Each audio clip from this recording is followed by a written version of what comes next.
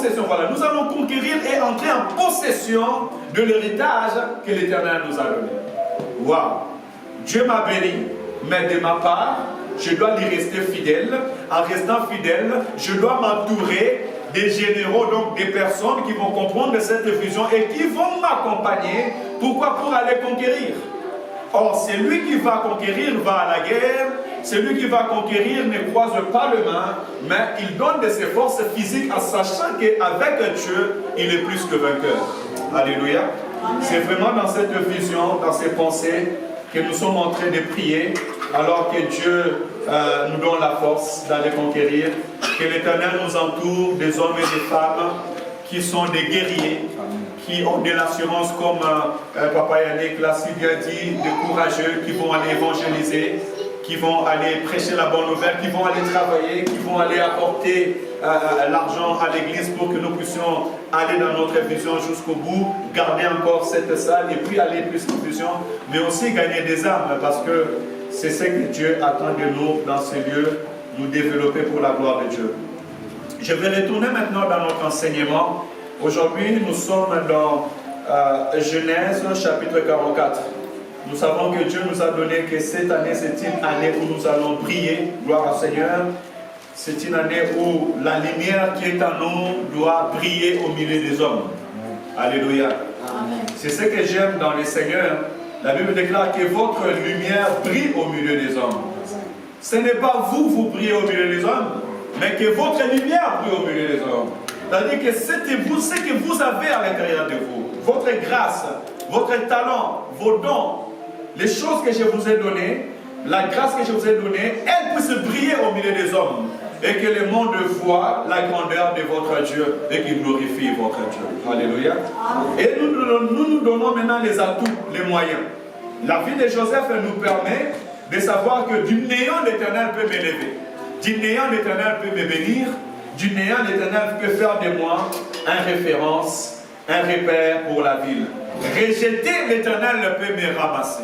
Alléluia. Amen. Abandonner l'Éternel peut rester lui fidèle à moi. Hier, je rentrais avec les jeunes et je les ai dit, vous savez, j'ai un ami fidèle. Cet ami, depuis ma jeunesse, il ne m'a jamais abandonné. Il s'appelle Jésus. Les années sont passées, je vis des années venir, partir, des années, des circonstances, mais Jésus est resté toujours le même. L'ami fidèle qui n'abandonne point et qui ne laisse pas. Alléluia. Donc c'est ce Dieu-là que nous sommes en train de prier aujourd'hui. Et aujourd'hui, en étant dans Genèse chapitre 44, si je parle un peu vite, vous me dites, hein, notre thème ce matin sera « Ah, que je ne vois point la fiction de mon Père ». Répète avec moi. « Ah, que je ne vois point la fiction de mon Père ». Ça, c'est la parole que Judas va aller dire à Joseph. Judas qui était le quatrième de la famille de Jacob. Et Judas va arriver dans un point où il devait faire un choix entre sa liberté, entre revoir sa famille et ses enfants, et aussi voir son petit frère Benjamin retourner en liberté auprès de son père. Judas va voir l'engagement qu'il avait pris auprès de son père, être dans un moyen d'être détruit. Qu'est-ce qu'il va faire? Il va tenir parole devant Dieu parce que son père n'était pas là. Judas va accepter, lui, de s'oublier lui-même. Il va accepter, lui, de se mettre lui-même en danger, afin que son frère puisse avoir la vie. Et c'est ainsi, il s'est crié devant Joseph et devant ses frères. « Ah, mon frère !» En ce moment même, il ne savait pas que Joseph était son frère. Mais il va dire à gouverneur, à chef, que je ne vois point la fiction de mon père. Judas était cette image d'une personne qui s'oubliait lui-même, enfin, qui ne voit pas le mal de l'autre. Alléluia. C'est ce que nous voulons apprendre ce matin. Un moment à pouvoir oublier son propre ego, s'oublier soi-même, afin de voir son frère et sa sœur dans la bonne santé, dans la paix et dans la joie. Alléluia. Parce que la Bible me dit que sert-il à un homme de gagner tout le monde s'il perdait son âme? Que me servira-t-il de gagner tout le monde, de gagner toute la ville de Saint-Étienne, si des âmes sont perdues? Si mon frère, si ma sœur est perdue? Vous voyez souvent, malheureusement, nous le voyons souvent dans le monde des ténèbres, il y a des personnes qui peuvent aller faire le fétiche des vacances. Souvent, j'ai entendu parler de Kodia, où toute la richesse de la famille est à un seul homme. Il y a d'autres qui sont partis vendre le futur de leurs enfants. Ils ont vendu le mariage de leur famille. Ils ont vendu des filles. D'autres sacrifient même leurs enfants, pourvu qu'ils soient bien. Pourvu que tous les regards se tournent vers lui ou vers elle. Alléluia. Mais ce n'est pas ce que la Bible nous montre. La Bible nous montre ce matin que je peux, moi, régner à moi-même, afin que le salut entre dans la vie de mon frère et dans la vie de ma soeur. La parole me montre que Christ, il s'est dépouillé de sa grandeur, de sa royauté, de son autorité, afin de venir sur la terre des hommes. Parce que lui qui était Dieu, depuis le commencement, à Jean 16, à Jean 17 en priant, il dit: Père, maintenant donne-moi la gloire que j'avais auprès de toi-même avant que le monde existe. Ça veut dire qu'il était avant le commencement. Mais il s'est donné lui-même, comme un agneau qu'on amène à l'abattoir. Il s'est dépouillé de son autorité pour donner la vie afin de te voir auprès du Père. Alléluia. Amen. Christ s'est donné la vie afin de nous voir auprès du Père. Afin que nous puissions célébrer, glorifier et élever notre Père. Voilà pourquoi Dieu aussi l'a souverainement élevé.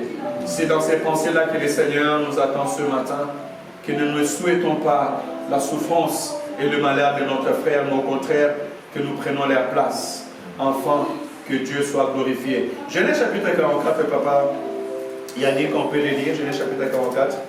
Je ne sais pas si vous avez lu la Bible dans votre maison, mais je vais vous encourager de lire la Bible ce matin. On t'écoute, papa Yannick. 44, Commence à partir quand on fait 1, je te dirai de sauter après. Je lis au nom du Seigneur. Amen. Amen. Joseph ordonna à son intendant, rempli de nourriture, les sacs de ses hommes. Mais en notant qu'ils pourront emporter, et mets l'argent de chacun à l'entrée de son sac. Tu mettras aussi ma coupe, la coupe en argent, à l'entrée du sac du plus jeune, avec l'argent de son blé. L'intendant se conforma aux ordres de Joseph. Le matin, dès qu'il fit jour, on renvoya ses hommes avec leurs ânes. Ils étaient sortis de la ville et n'en étaient pas très loin lorsque Joseph dit à son intendant: pars à la poursuite de ces hommes. Quand il les aura rattrapés, dis-leur: pourquoi avez-vous rendu le mal pour le bien? N'avez-vous pas la coupe dans laquelle boit mon Seigneur et dont il se sert pour deviner l'avenir? Ce que vous avez fait est mal. L'intendant les Verset 7, on va sauter, verset 7, 8 et 9. Ils lui répondirent: pourquoi notre Seigneur parle-t-il de cette façon? Les serviteurs n'oseraient pas commettre un tel acte. Nous t'avons rapporté depuis les pays de Canaan l'argent que nous avions trouvé à l'entrée de nos sacs. Comment aurions-nous pu voler de l'argent ou de l'or dans la maison de ton Seigneur? Que celui de tes serviteurs sur qui on trouvera la coupe, mais et que nous soyons nous-mêmes esclaves de notre Seigneur. Répète encore cette phrase. Que celui de tes serviteurs sur qui on trouvera la coupe, mais et que nous soyons nous-mêmes esclaves de notre Seigneur. Écoutez la réponse, verset 10. Il dit qu'on fasse donc comme vous avez dit. Celui sur qui on trouvera la coupe sera mon esclave, et vous serez innocent. Retenez cette parole. On continue, verset 12. L'intendant les fuya, en commençant par les plus âgés et en finissant par les plus jeunes. La coupe fut trouvée dans les sacs de Benjamin. Verset 14. Judas et ses frères arrivèrent à la maison de Joseph, où il était encore, et ils se prosternèrent jusqu'à terre. Verset 16. Judas répondit, que pouvons-nous te dire, Seigneur? Comment parler, comment nous défendre? Dieu a découvert la faute de tes serviteurs. Nous voici tes esclaves. Seigneur, nous et celui qui on a trouvé la coupe. Joseph dit que Dieu me garde de faire cela. C'est l'homme sur qui on a trouvé la coupe qui sera mon esclave. Verset 17. C'est déjà 17. Ok, 18. 18. Non, verset 17. Tu n'as pas dit verset 17. Joseph dit que Dieu me garde de faire cela. Okay. C'est l'homme sur qui on a trouvé la coupe qui sera mon esclave. Okay. Quant à vous, remontez en toute tranquillité vers votre père. Oui. Alors Judas s'approcha de Joseph et dit, pardon, mon Seigneur, veuille autoriser ton serviteur à te dire un mot. Mon Seigneur, et que ta colère ne s'enflamme pas contre ton serviteur, car tu es pareil au Pharaon. Mon Seigneur, tu nous as demandé, à nous tes serviteurs, avez-vous un père ou un frère? Nous avons répondu, nous avons un vieux père et un jeune frère, qu'il haït dans sa vieillesse. Cet enfant avait un frère qui est mort et qui était de la même mère. Il ne reste que lui et son père l'aiment. Verset 27. Hein? 27. 27.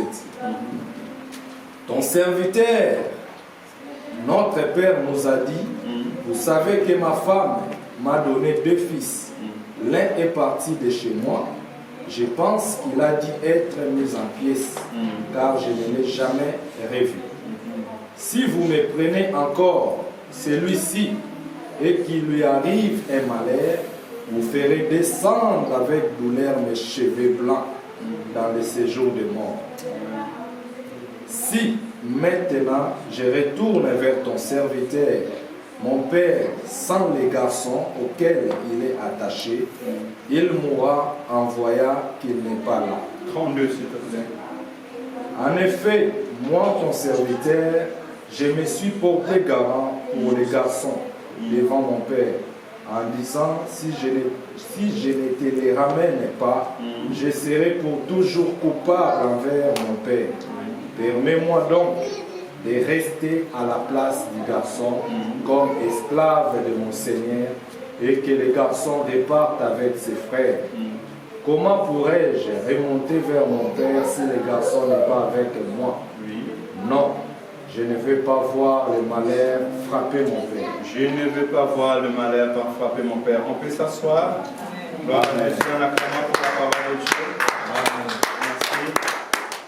Ne vous bornez pas à écouter la parole de Dieu, ni à lire la parole. Qui a lu la parole de Dieu dans la semaine? Qui a ouvert sa Bible dans la semaine? Retournez dans ma case, levez vraiment vos mains. Qui a lu la parole de Dieu dans la semaine? C'est très important, frère, ça dans le Seigneur. Celui qui n'écoute pas la parole, qui ne lit pas la parole, est semblable à une personne qui ne se nourrit pas. Et lorsqu'on ne se nourrit pas, on n'est pas en bonne santé. C'est très important. Ah, que je ne vois point l'affliction de mon père. Vous savez, en résumé, dans ce texte, nous voyons que Joseph va faire un scénario. Alléluia. Tellement ses frères ont fait le scénario de sa mort auprès de Jacob, Joseph au fil les a fait un scénario. Alléluia. Dis avec moi scénario. C'est que l'homme sème et les moissonneurs. Alléluia. Si tu es habitué de se moquer de tes frères, sache qu'un jour on peut se moquer de toi. Alléluia. Si tu tapes des films pour tes frères, un jour on peut te taper aussi des films. La Bible déclare que Joseph, s'élevant, après avoir reçu ses frères, il va leur tendre un piège. En étendant un piège, il va dire à ses serviteurs, allez-y, réveillez-vous, donnez à tous ces hommes-là le blé qu'ils cherchent. Remettez-les à leur argent. Mais dans les sacs les plus petits, vous prendrez ma coupe que j'utilise chaque matin, vous mettrez dans son sac et renvoyez-les qu'il parte. Jusqu'à ce moment, la vision est donnée à Joseph. Et ses frères ne sont pas au courant de cela. Alléluia. Frère, ça, il y a des choses dans la vie que tu ne sais pas. Vous comprenez, frère, ça, dans le Seigneur? Tu peux être là, mais on est en train de te faire des calculs que toi, tu ne sais pas. Ainsi, je vais réinterpeller notre esprit, premièrement, au discernement des esprits. Alléluia. La Bible déclare que Joseph ayant fait cela, ils ont renvoyé leurs frères. Et lorsqu'ils sont arrivés plus loin, Joseph va s'élever, dire à son intendant, va maintenant attraper ces hommes. Et quand tu arriveras devant ces personnes, tu leur diras, pourquoi avez-vous rendu le bien pour le mal? Il y a d'autres choses dans la vie, tu vis, tu penses que ce sont des choses réelles, mais en réalité, ce n'est pas réel, ce sont des films. Alléluia. Amen. Des films peuvent être faits par des hommes ou spirituellement faits. Spirituellement fait, je peux dire par exemple l'exemple de Job. Job n'était pas destiné à souffrir. La preuve en est que la fin de Job, son rédempteur s'est levé. Mais la Bible déclare que Job est passé dans des difficultés, dans des soucis. Entre-temps, le diable était en train de rôder tout autour de lui afin qu'il puisse régner à la fois. Mais gloire soit rendue à Dieu parce que Job n'a pas régné sa foi. Même s'il ne voyait pas ce qui s'est passé dans le monde spirituel. Job est resté ferme à l'Éternel, son Dieu. Alléluia. Ainsi je dirais à mon frère et ma soeur, peu importe ce qui peut se passer tout autour de toi, reste fidèle à l'Éternel. Parce qu'en réalité, tu ne sais pas ce qui est en train de se passer.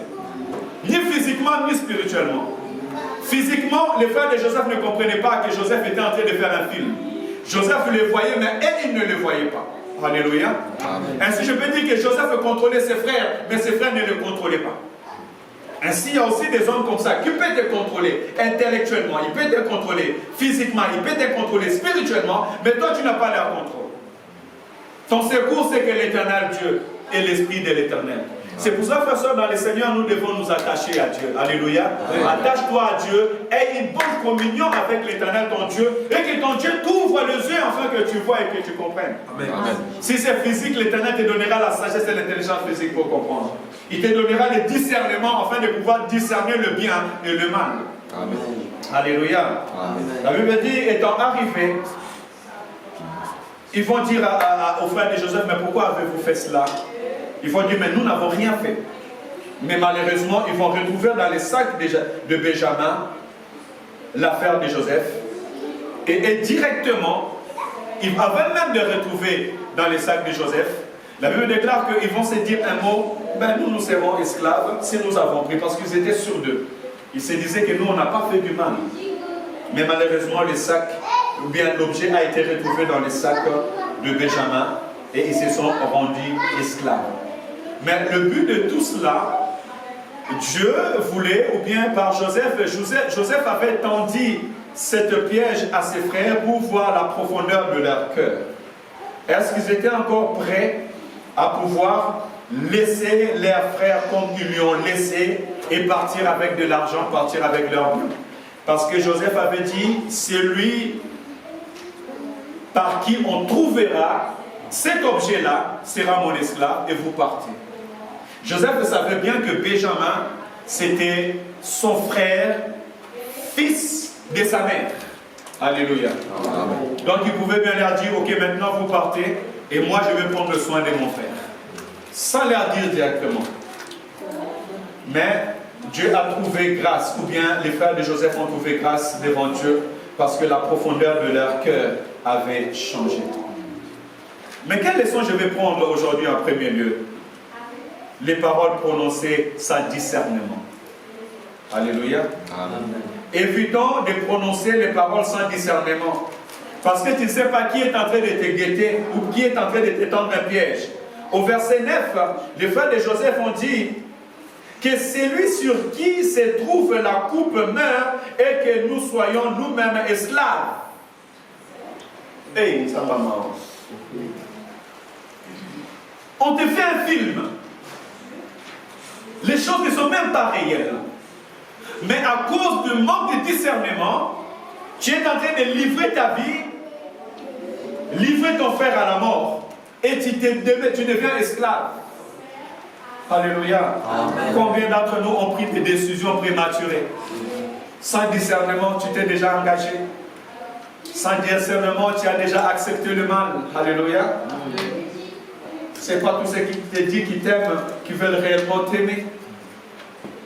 Alléluia. C'est toute jeune fille.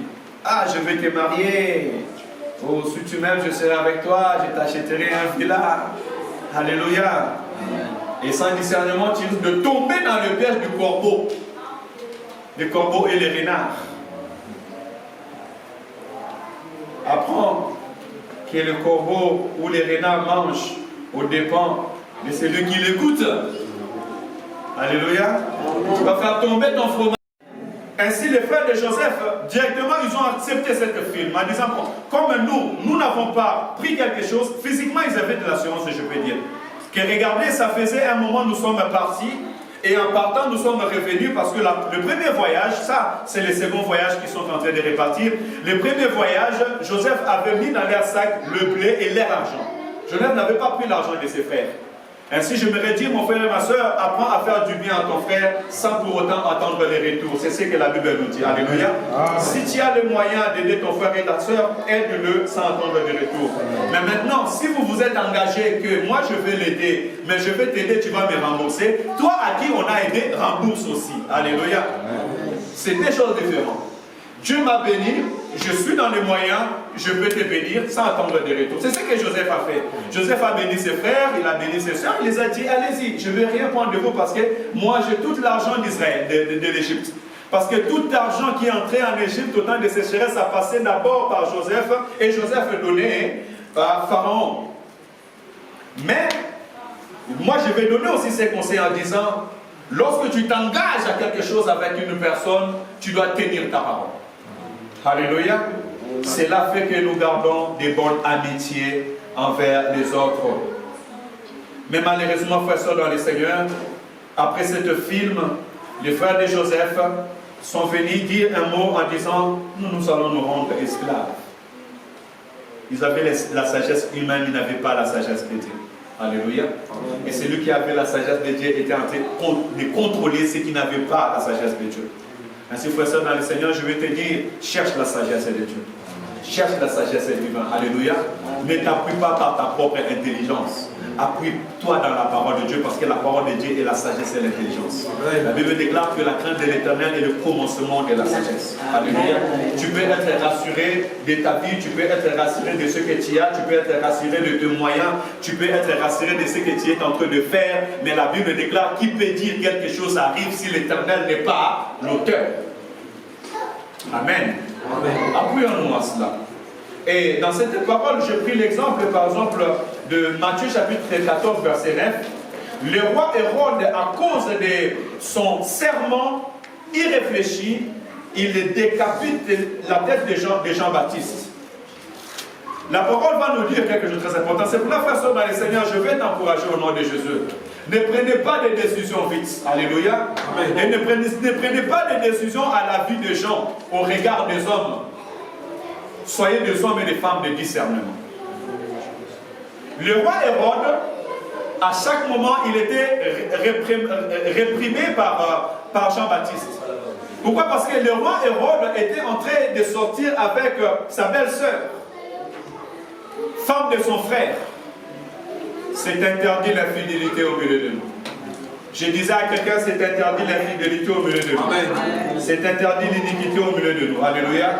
Soyons fidèles à chaque homme, sa femme, à chaque femme, son homme. Alléluia.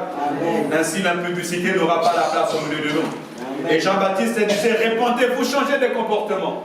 Et quand il voyait le roi passer, il n'était pas influencé sous la force du roi ou la puissance du roi. Mais il disait au roi, il n'était pas permis de prendre Hérodias comme femme. Car cela est la femme, il est la femme de ton frère. Le roi était touché, mais on lui disait la vérité.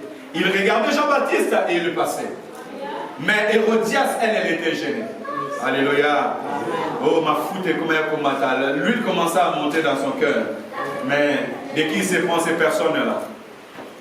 Qu'est-ce qu'il veut nous montrer? C'est lui les prophètes, c'est lui les meilleurs prophètes, c'est lui qui a la vérité. Et c'est ça notre souci aujourd'hui. Si on veut nous parler de la vérité, on veut écouter Dieu, on aime pas la vérité.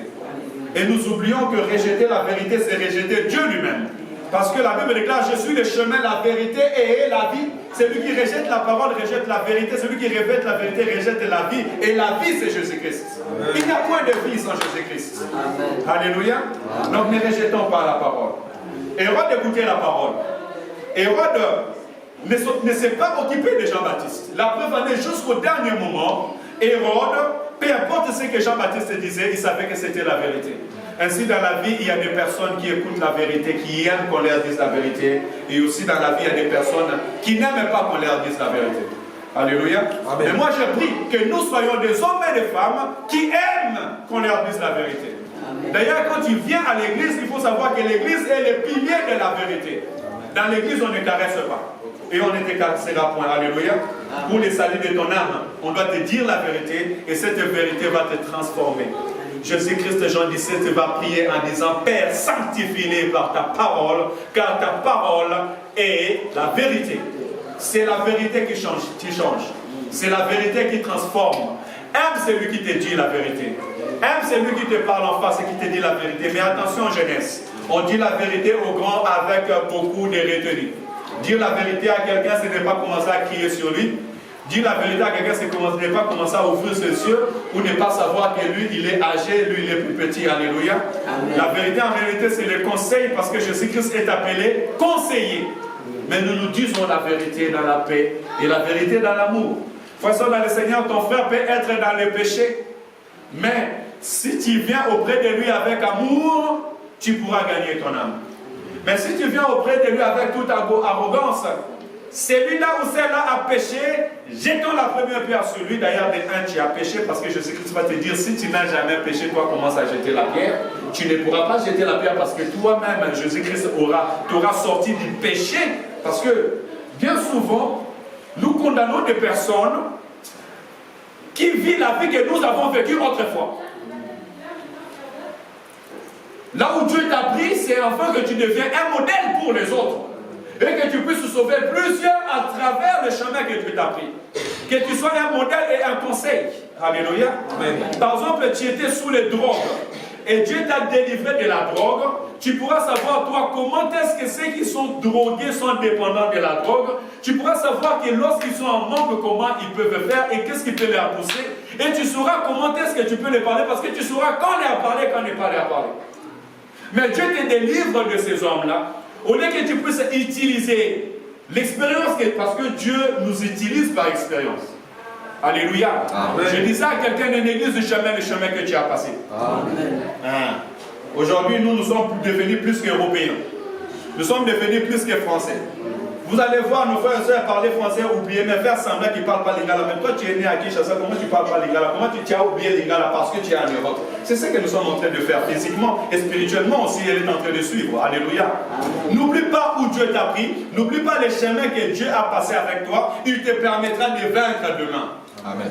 David a gagné Goliath parce qu'il n'a pas oublié que seul dans la forêt, il a réussi à vaincre les ours et les lions. Et le Dieu qui lui a rempli de force, il est le même qui va lui remplir de force pour faire tomber Goliath et sauver sa famille.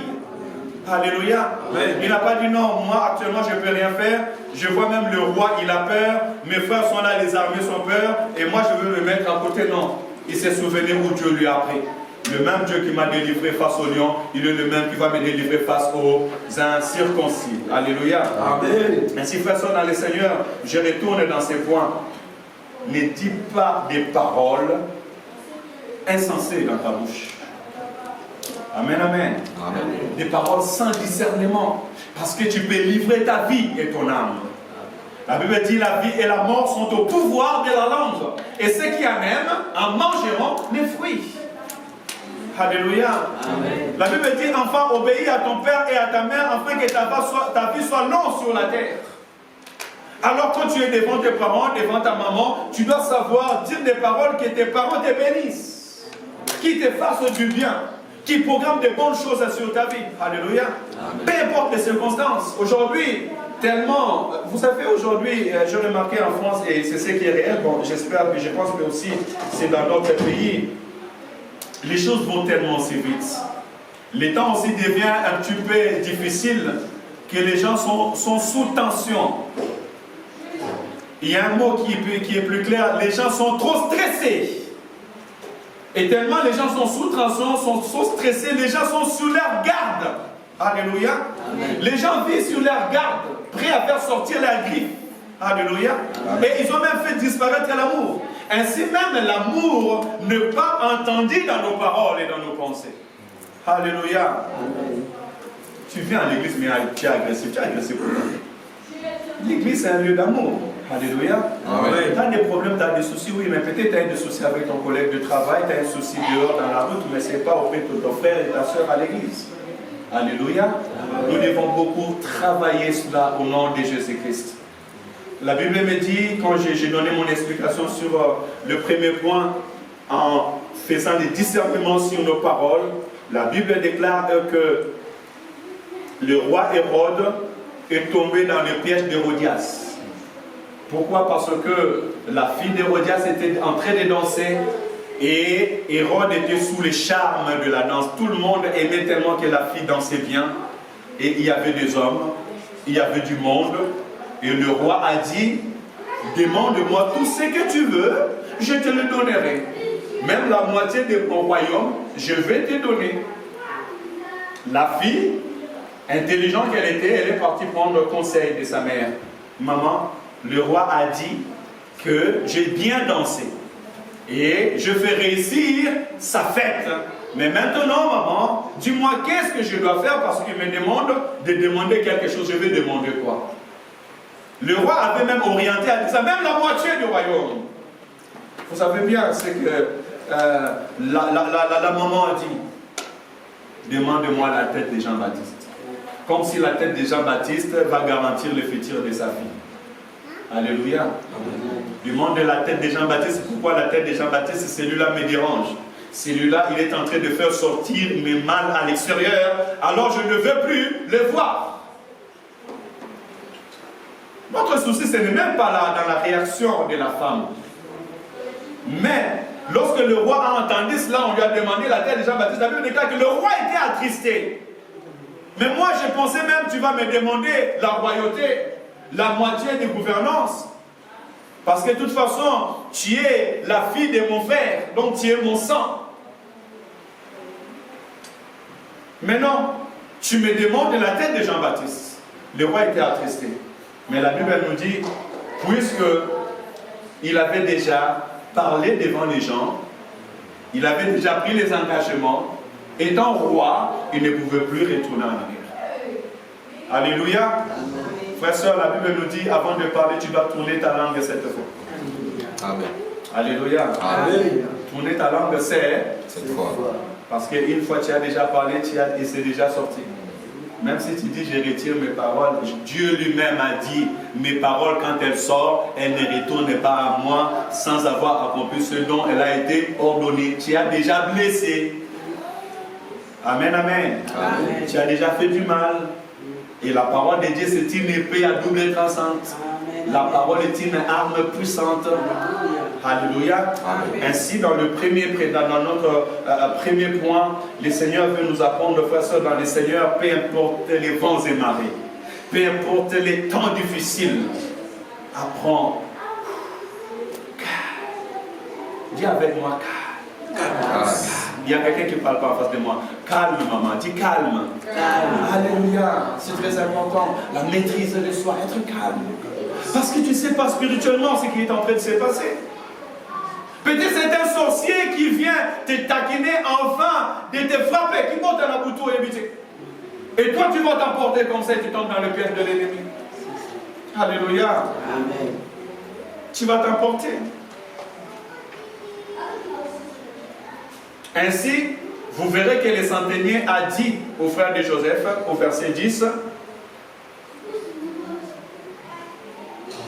il dit qu'il en soit donc selon vos paroles. Parce que Joseph n'avait pas dit que je vais vous faire prisonnier et celui qui va prendre va mourir. Mais puisque vous-même vous avez dit, celui dans lequel on va trouver avec cet extensile va mourir et sera prisonnier, alors on vous attrapera dans votre propre parole. Ça veut dire que vous devenez votre propre malheur. Alléluia. Même devant le juge, Tu dois apprendre à te défendre. Alléluia. C'est pour cela que vous voyez beaucoup, si vous avez des problèmes avec la justice aime écouter. Tu peux dire non, moi je ne veux pas. Moi je ne veux pas cela. Je suis contre cette chose-là. Je ne m'irai pas à vivre cela. Pour trouver une situation alternante. Alléluia. Amen. Voilà un peu notre premier conseil ce matin. Ne tombons pas dans les pièges de l'ennemi. Ni quand nous sommes élevés en dignité, même les parents aussi, ne tombez pas dans les pièges de l'ennemi en prophétisant des paroles mauvaises contre vos enfants. Parce que la Bible déclare que vous êtes de Dieu sur la terre. Alléluia. Bénissez, bénissez et ne maudissez pas. Alléluia. La jeunesse, cherchez la bénédiction de vos pères, de vos parents. Pourquoi? Parce que leur parole a la vie et cette vie va vous accompagner. Amen. Alléluia. Amen. Il en est de même dans tout ce que nous sommes en train de faire. Nous allons aller dans notre deuxième point. Parce qu'en réalité, le chapitre 44 de Genèse, c'est la conversation entre Joseph et Judas, son frère. J'ai intitulé cela l'intercession de Judas. Dans le verset 34, la Bible dit « Ah, que je ne vois point l'affliction de mon père ». Judas va s'élever comme un intercesseur. Il va s'élever comme un frère. Sachant que Judas était le quatrième de leur famille. Judas n'était pas le premier. Mais ils vont se retrouver dans un pays étranger. Ils vont se trouver dans un cas où il y a leur frère dans la justice, parce que Joseph représentait la justice et l'autorité. Il va se retrouver dans un point où maintenant on doit prendre mon frère et on va lui mettre en prison. Il va rester là et nous allons retourner seuls. La promesse que j'avais dit à mon père, je ne peux plus l'accomplir maintenant. Qui va s'élever pour parler? Judas va s'élever comme un avocat auprès de Joseph pour son frère. Alléluia. Amen. Apprends aussi à devenir un avocat auprès de tes frères et de tes soeurs. Alléluia. Amen. Que ce soit tes frères biologiques, que ce soit même à l'église. Je pourrais dire que ce soit même devant ton prochain, apprends à devenir un avocat. Porter la peau de défendre l'autre. C'est ce que Judas nous apprend maintenant. Il n'était pas le père, il n'était pas l'aîné, parce que Judas est le quatrième. Ça veut dire que tu peux te retrouver dans un point où il n'y a pas de pasteur, mais toi, étant que frère, étant que sœur, tu peux t'élever pour défendre ton frère et ta sœur. Même dans la famille, ce n'est pas parce que maman est là qui doit prendre toutes les responsabilités. Mais moi aussi, étant que sœur, je peux défendre mes frères et mes sœurs, même si mes parents ne sont pas là. Alléluia. Est-ce que tu es prêt à le faire? Amen. La Bible déclare ceci. Judas va dire, prends-moi. Nous sommes au verset 34, on peut les lire même pour pouvoir être un peu plus précis dans notre parole. Maintenant, je suis au verset 30. Maintenant, si je retourne auprès de ton serviteur, mon père, sans avoir avec nous l'enfant, à l'âme duquel son âme est attachée, il mourra. En voyant que l'enfant n'y est pas, et tes serviteurs feront descendre avec douleur dans les séjours des morts les cheveux blancs de ton serviteur, notre Père. Car ton serviteur a répondu pour l'enfant en disant à mon Père, si je ne te ramène pas auprès de toi, si je ne le ramène pas auprès de toi, je serai pour toujours coupable envers mon Père. Verset 33. Permets donc, je te prie, à ton serviteur de rester à la place de l'enfant, comme esclave de mon Seigneur. Parole de l'Éternel. Amen. Alléluia. Amen. Vous savez, les choses ont changé. En lisant cette parole, j'ai trouvé le calcul qui me manquait. C'est au bout de 22 ans que Joseph va aller dire ces choses. Pourquoi? Parce que si vous lisez plus bas, vous verrez que Joseph va dire à ce frère au verset 45, il reste encore 5 ans pour la sécheresse. Donc 17 ans, 13 ans les galères, parce qu'à 30 ans il est devenu roi. Après cela, nous avons les 7 ans qui ont fait 20 ans éloignés de ses frères, jusqu'à ce que le temps de la bénédiction ou bien le temps de l'abondance a passé. 2 ans de sécheresse. C'est dans les 2 ans de sécheresse, je pense, aux premières années de sécheresse, ils sont venus, ils sont partis manger, ils ont fini, ils sont retournés. Aux 2e année de sécheresse, ils étaient devant ses frères et sœurs. 22 ans de séparation, le temps qu'on lui a rejeté, on lui a fait du mal. Il va maintenant mettre ses frères et sœurs en épreuve au bout de 22 ans. Alléluia. Vous voyez, la Bible explique tout, même les calculs, tu y retrouves. Au bout de 22 ans maintenant, Joseph pouvait savoir si de la même manière qu'on lui a rejeté, on peut rejeter aussi son frère. Il peut oublier aussi son frère. Alléluia. Et je bénis l'Éternel parce qu'en ce moment, il y a eu un certain Judas qui s'est levé. Et lui a montré la profondeur de son cœur, qui n'était plus le même au bout de 22 ans. Est-ce qu'il y a des Judas qui peuvent s'élever dans cette église? Amen. Des hommes et des femmes, au bout d'un certain temps, on ne va plus te reconnaître. Au bout d'un certain temps, on dira réellement que cette femme a changé, cet homme a changé, ses frères ont changé. Alléluia. Au bout de 22 ans, ton cœur ne sera plus le même. Alléluia. Si tu t'es caché, tu ne peux plus te cacher. Si tu regardais ton propre intérêt, tu ne vas plus regarder ton propre intérêt. Tu peux t'élever maintenant pour défendre tes frères, tes sœurs et défendre aussi ton église.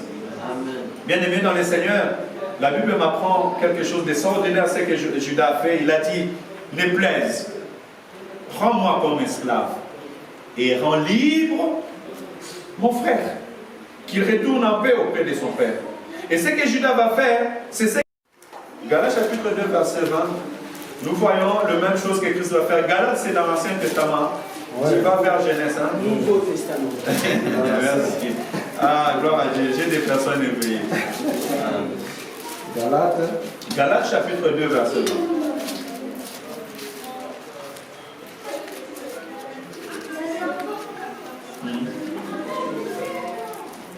Galates 2, 20. Galates 2, 20, je veux notre Seigneur. Amen.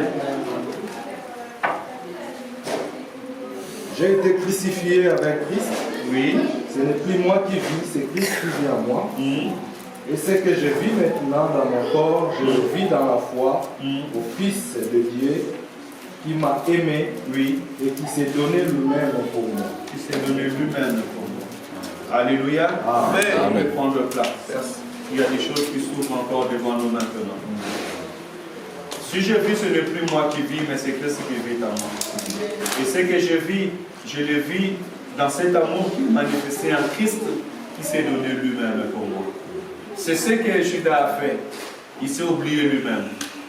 Judas, en prenant cette décision de dire « Prends ma place, que je prends la place de mon frère », il a manifesté un vrai amour. Alléluia. Amen. Un amour véritable. Il n'avait plus la haine, il n'y avait plus la décision, mais maintenant ce qui arrive à mon frère, c'est à moi que ça va arriver. Alléluia. Amen.